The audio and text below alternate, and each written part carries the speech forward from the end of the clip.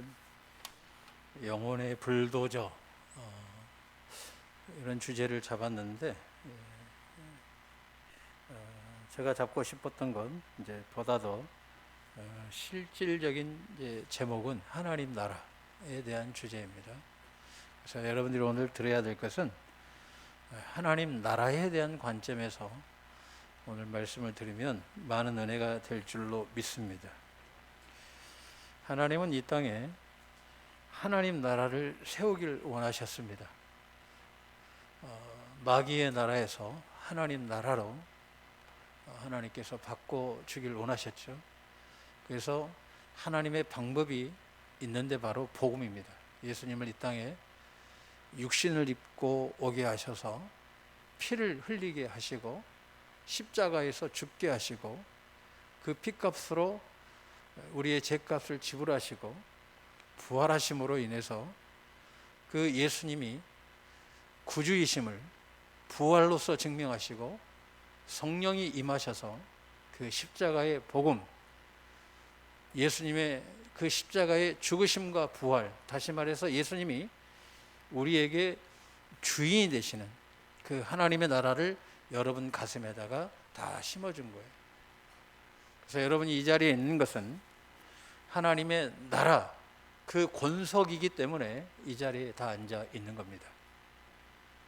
그래서 여러분 이 자리에 있지만 여러분의 공로로 이 자리에 있는 것이 아니라 예수님께서 여러분의 죄를 위해서, 나의 죄를 위해서 십자가에 못 박혀 죽으시고 부활하셔서 그 은혜로 우리가 이 자리에 서 있는 겁니다. 그래서 교회는 바로 이 하나님의 나라, 이 하나님의 나라를 지키는 것이고 보호하는 것이고 세우는 것이고 확장하는 겁니다. 선교도 바로 하나님 나라에 대한 확장이에요. 그래서 이 개념이 잘 잡히길 주님의 이름으로 축원합니다. 하나님 나라가 뭐냐? 제가 이 하나님 나라에 대해서 집중적으로 공부를 하다 보니까 책들을 보면서 더 헷갈리는 거예요. 이 핵심이 정확하게 나와야 되는데 핵심들이 안 나오는 거죠. 하나님 나라의 핵심이 뭐냐? 예수님이 나의 주인이 되는 거예요. 여러분 주인 맞습니까? 바로 천국은 천국도 마찬가지고요. 온 우주의 주인은 주님이십니다. 교회의 주인도 주님이십니다. 나의 주인도 주님이십니다. 그럼 우리 누구 뜻대로 살아야 돼요? 오늘 하루도 주님 뜻대로 사는 거예요. 이게 하나님 나라의 시작이에요, 시작. 그래서 우리는 내 마음대로 살기를 원하죠. 저도 그랬던 것 같아요. 근데 신앙생활하면서 깨닫는 건 교회의 주인도 주님이십니다. 나의 주인도 주님이십니다. 근데 이게 확실해지니까 내가 이제 구원받았구나 하는 마음이 드는 거예요. 자, 오늘 아침에도 좀 그런 이야기 나눴지만 하나님 나라가 선명해지니까 내가 이제 구원의 반열에 이제 섰구나 하는 마음이 드는 거예요. 여러분 교회 나와서 내 마음대로 해버리고 그게 구원받았다 아직 먼 거예요. 구원은 내가 확정할 수 있는 건 아닙니다. 오직 주님이, 그건 주님의 주권 아래 있는 건데, 그러나 구원받은 자로서의 모습은 우리가 어느 정도 유추해 볼 수 있어요. 저 사람이 진짜 구원받았구나. 내 스스로도 마찬가지예요. 언제 내가 구원에 확신이 선다고요? 주님이 주인이 되실 때, 내가 이제 구원의 반열에 섰구나. 성화를 넘어서 거룩한 삶도 마찬가지예요. 왜 살아요? 주님이 주인이 되기 위해서. 여러분 이 땅에 우리가 잠시 왔다 갑니다. 저도 열정을 가지고 살았던 때가 있잖아요. 근데 저도 하프타임으로 이제 들어간 거죠. 근데 결론이 뭐냐면 제일 중요한 게 뭐냐? 내가 구원받는 거예요. 구원받는 거예요. 내가 천국 가는 거예요. 이 땅에서 잘 살아서 엄청난 건 누리다가 지옥 가면 무슨 의미가 있어요? 우리 모두는 천국 가야 되는데 오늘 본문을 통해서 확실하게 우리 모두가 가길 주님의 이름으로 축원합니다. 주님은 한 명도 지옥 가는 걸 원하지 않아요. 한 한 명도 망하는 걸 원하지 않아요. 한 명도 무너지는 걸 원하지 않아요. 주님은 여러분을 사랑하셔서 모두가 천국에 들어오기를 원하고 다 구원받기를 원하는 것이 주님의 마음인 줄로 믿습니다. 주님은 여러분을 사랑하십니다. 주님은 여러분을 사랑하십니다. 오늘 본문의 이야기는 그렇습니다. 3개월 동안 이제 사도 바울과 또 여기에는 누가도 포함되어 있죠. 276명이 이렇게 멜리데라는 섬에 있습니다. 이제 그 시실리아 섬에서 약 93km 정도 떨어졌다고 그래요. 그런데 14일 동안 바울과 그 일행들, 군인들, 제수들이 276명이 14일간 유라굴라라는 풍랑을 만나게 됩니다. 그러면서 이 광풍 속에 그 중심에 이 배가 있는 거죠. 그러니까 여러분, 저 배를 좀 타봤지만 이 배 편안하게 가도 배멀미 하더라고요. 그런데 이 광풍 속에 있다는 것은 죽음 속에 있는 거 아니겠어요? 죽음의 그림자 속에 있는데 죽어야 될 사람들인데 하나님께서 한 명도 죽이지 않고 다 살리셨다는 거예요.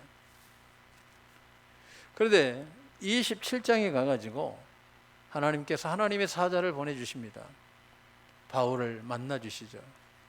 바울아, 네, 여기에 있는 276명 그 단 한 사람도 내가 죽이지 않겠다는 거예요. 너 손에 맡겼다는 거예요. 무슨 말입니까? 너로 인해서, 너 때문에 내가 한 명도 죽이지 않겠다. 근데 바울은 이것을 어떻게 합니까? 믿었습니다. 그리고 선포합니다. 나는 하나님의 말씀을 믿습니다. 하나님께서 당신들을 한 명도 죽이지 않는다고 합니다. 그리고 한 섬에 우리가 머물도록 하신다고 합니다. 그래서 밤에 배가 암초에 걸립니다. 그때 다 죽었구나 할 때에 그들은 죽지 않죠. 날이 새었습니다. 보니까 보이는 거예요. 섬이 보이는 거예요. 그게 멜리데 섬입니다. 그곳으로 갑니다. 그러니까 꼴이 아니죠. 그런데 거기에 원주민들이 원어상으로는 야만인들인데 상당히 이 사람들이 매너가 좋습니다. 이들을 영접해 주는데 그 첫 번째가 뭐예요? 추위에 떨었을 거 아니에요? 바닷속에서 나왔으니까 불을 지펴줍니다. 상당히 이성적 사고를 갖고 있는 사람들이기도 합니다. 그래서 불을 지펴주고 그들의 몸을 녹여줍니다. 근데 이때 불이 아마 좀 꺼져 갔던가 봐요. 근데 다른 사람들은 신경도 안 쓰는데 바울이 나무 이 단을 이렇게 한 움큼 움켜가지고 다시 불을 지핍니다. 근데 순간 뱀 한 마리가 탁 튀어 올라와요. 뜨거웠던 거예요. 그러니까 이 불 속에 들어가니까 뱀이 뜨거워가지고 보통 뱀들은 한번 탁 물고 말잖아요. 근데 이 뱀이 성질이 좀 났나 봐. 꽉 물고 안 놔주는 거예요. 그러니까 사람들이 이 현상을 내가 묵상하다 보니까 참 하나님은 28장에 위트가 있는 하나님이시다. 한번 살짝 물었더라. 그게 아니라 꽉 물고 있는 거예요. 근데 바울은 거기에서 뱀을 개의치 않는 거예요. 그러니까 자꾸 물고 있으니까 어디에다 털어요? 불에다가 딱 털었어요. 그리고 뱀이 죽죠. 이것은 영적인 의미가 있습니다. 헬라어로 보면 레기온이라고 그래요. 레기온. 무슨 말이냐면 짐승이다. 짐승. 같은 단어를 쓰고 있어요. 이것은 이 계시록에도 나와 있지만 앞으로 사단은 유황불에 반드시 멸망당하는 것을 또한 상징하고 있습니다. 이제 영적인 것까지 넘어가 버리면 그런데 우리 하나님은 근데 그런 역사를 주관하시고 자연을 주관하시는 하나님이신데 바울이 죽지 않는 거예요. 사람들이 이제 놀라는 거예요. 왜냐하면 뱀이 물었으니까 죽어야 돼요. 독사에 물렸으니까. 그래서 당시에 그 원주민들은 저 사람은 바닷 가운데서 죄를 지었나 보다. 반드시 죽을 죄를 지었나 보다. 그러니까 뱀이 물었지. 그래서 사람들이 보고 있는 거예요. 언제 죽지? 언제 죽지? 언제 죽지? 안 죽는 거예요. 저 사람은 사람 아닌데? 신이다, 신. 이렇게 생각한 거죠. 그런데 하나님께서 참 기가 막힌 것은 이 뱀 한 마리를 통해서 3개월 동안 이 사람들이 평안히 살 수 있도록 합니다. 배도 수리하고요, 먹을 것을 재정비하고요, 그들의 몸도 이렇게 치유받고요, 모든 환경을 회복시켜 가지고 재출항할 수 있는 준비를 이 사건을 통해서 하나님이 만드셨다는 거예요. 여러분에게도 고난이 올 때가 있어요. 그걸 통해서 재출항하게 될 줄로 믿습니다. 더 큰 세계로 나아가게 해 주실 줄로 믿습니다. 바울은 여기에 머무는 것이 아니라 당시에 온 문명의 중심인 로마로 가잖아요. 로마로 갑니다. 참 이게 참 기가 막히더라고요. 바울은 그토록 가길 원하잖아요. 로마서 1장에 보게 되면 내가 정말 가고 싶다 로마. 그러면서 로마인들과 그 로마에 있는 성도들하고 서신으로 교류하는 거 아니겠어요?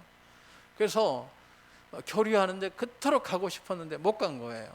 그런데 오늘 하나님의 이 놀라운 역사하심, 유라굴로라는 그 광풍 속에서도 하나님은 살려주시고, 혼자만 산 것이 아니라 276명이 다 살고요, 3달 동안 이들은 먹을 것도 없어야 되는데 풍요롭게 먹고요, 배도 수리하고요, 모든 사람들이 치유받을 수 있도록 그런 은혜를 허락해 주시는 걸 보게 됩니다. 이 놀라운 은혜, 여러분, 오늘 하나님은 바로 하나님의 백성들이 하나님 나라의 백성이 되면, 다시 말해서 하나님이 주인이 되면, 우리는 인생의 패배자처럼 보이지만 인생의 중심이 될 수 있도록 하나님께서 역사하시는 줄로 믿습니다. 출항할 때만 돼도 바울에 대한 이야기를 잘 안 듣잖아요. 사람들이 무시하잖아요. 무시까지는 아닌데 그때 당시만 해도 전문가 집단에 대한 이야기를 듣는 거예요. 우리가 전문가 집단도 중요하지만 진짜 중요한 건 주의 음성을 들어야 돼요. 그래야 하나님이 역사하십니다. 최종적으로는 하나님의 음성을 들어야 돼요. 이 두 번째로 이제 장면이 좀 바뀌죠. 바뀌면서 바울이 이제 시실리아 섬을 거쳐서 로마로 이제 입성을 합니다. 사람들에게 이제 바울이 왔다는 소식을 로마에서 듣습니다. 당시에 이제 디아스포라들, 뭐 공부하러 오는 사람도 있고, 뭐 다양한 사람들이 이렇게 로마에 와서 살고 있는 것을 보게 됩니다. 그래서 이제 바울을 만나죠. 만나가지고 그 사람들이 이제 날짜를 정합니다. 한 이맘때쯤 해서 우리가 한번 만났으면 좋겠습니다. 그래서 공지를 하죠. 바울이 왔다 그런다. 바울을 만나고 싶은 사람들 다 모여라 해가지고 날짜를 정해가지고 바울과 이렇게 만나는데, 당시에 바울은 약 2년 정도의, 요즘으로 말하면 가택연금에 이제 갇혀 있는 거죠. 집이 감옥인 거죠. 쉽게 이야기하면 만나는 것은 자유로운데 본인은 집 밖으로 나가지 못하는 거예요. 그래서 2년 가까이 그런 생활을 합니다. 아마 이제 재판받기 전이어서 아마 그런 당시에 그런 그 어떤 그 사회적 제도가 아마 그랬던 것 같아요. 아무튼 2년에 걸쳐서 가택연금에 이렇게 사로잡혀 있는데, 이때 사람들이 이제 찾아온 거죠. 유대인들이 엄청난 사람들이 이제 찾아옵니다. 그래서 이날 강론을 합니다. 이 강론이라는 말은 질문을 하면 답을 하고, 답을 하고 또 질문하고 계속해서 주고받는 거예요. 여기에서 중요한 게 뭐냐면 바울의 중심 메시지가 뭐냐? 하나님 나라였다라고 지금 마지막 절 31절에 말하고 있는 거예요. 그걸 대충 전하는 것이 아니라 어떻게 합니까? 담대하게 거침없이 예수님에 대해서 증거한 거죠. 그러니까 이 사람들은 궁금한 거예요. 왜냐하면 이 지금 바울은 그는 유대인인데 로마 사람이기도 합니다. 그리고 유대인의 최고의 전통 지파가 누굽니까? 유대 지파와 베냐민 지파예요. 거기에다가 또 바리새인, 거기에서도 그 소장파 리더, 그러니까 대제사장의 어인을 가지고 대제사장의 그 어떤 도장을 찍어가지고 가가지고 다메섹, 지금으로 말하면 시리아까지 가가지고 사람들을, 예수 믿는 사람들을 잡아오는 그런 고난을 부여받을 수 있는 그 시대에 상당히 중심에 서 있는 사람이기도 합니다.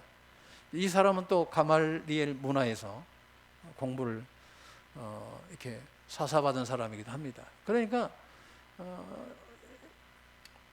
재판 과정에서 뭐라고 그래요? 네가 너무 똑똑해가지고 너무 영리해가지고 너희를 미치게 한다라고, 이런 글을 우리가 사도행전에서 보잖아요. 그러니까 상당히 똑똑한 사람이기도 합니다.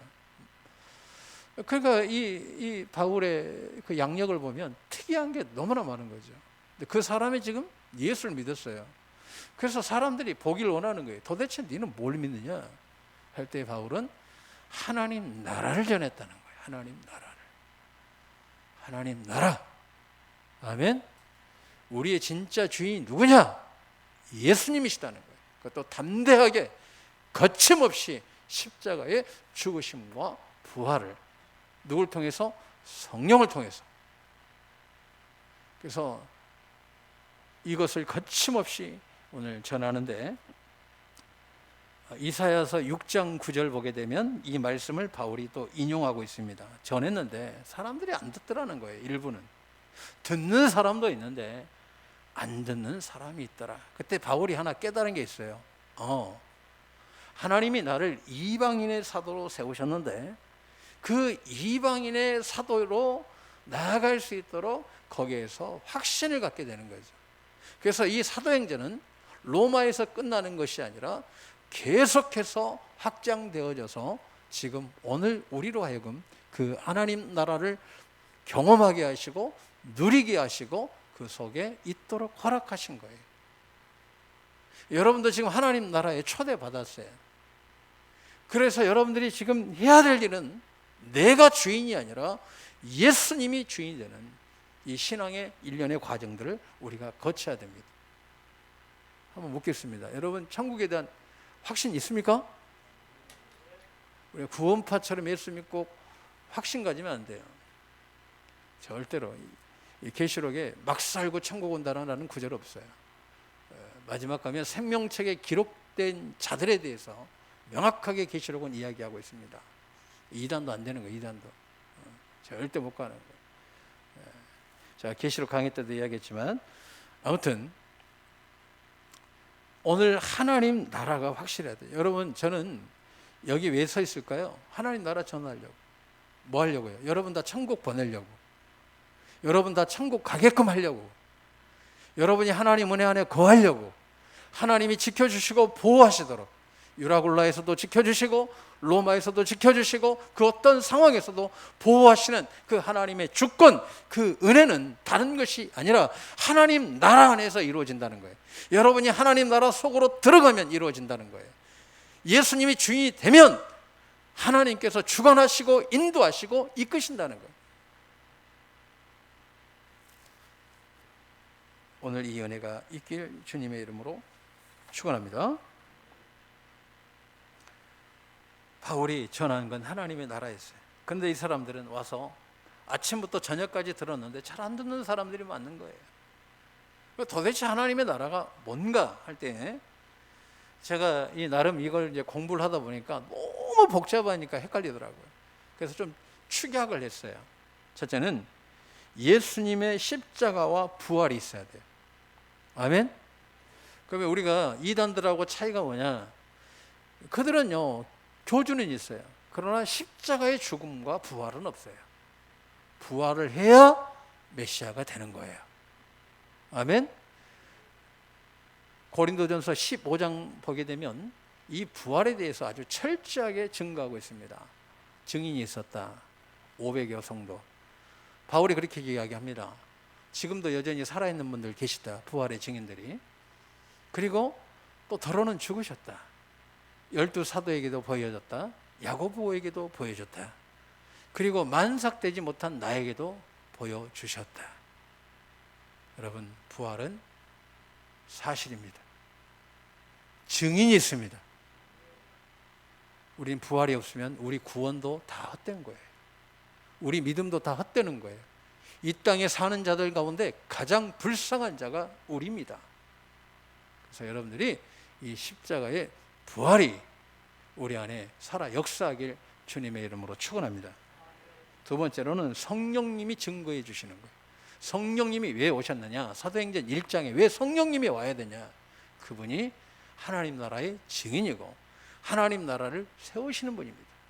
그분이 성경의 저자이신데 성경을 우리들에게 가장 확실하게 증거해 주시는 분이십니다. 그분이 성경을 가장 잘 아시고 하나님의 뜻을 가장 잘 아시고 그분이 복음을 가장 잘 아시는 분이기 때문입니다. 그분이 오셔야, 그분이 스승되어 주셔야, 그분이 우리와 함께 하셔야 우리가 하나님 나라 안에서 살 수 있는 겁니다. 인간의 의지로 되는 게 아니에요. 성령의 역사하심으로 되는 겁니다.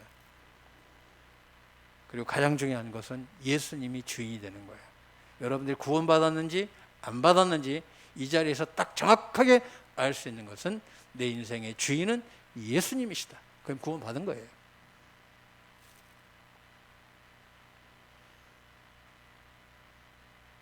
그러면 이 하나님 나라는 언제 오느냐 할 때 예수님은 우리에게 말씀합니다.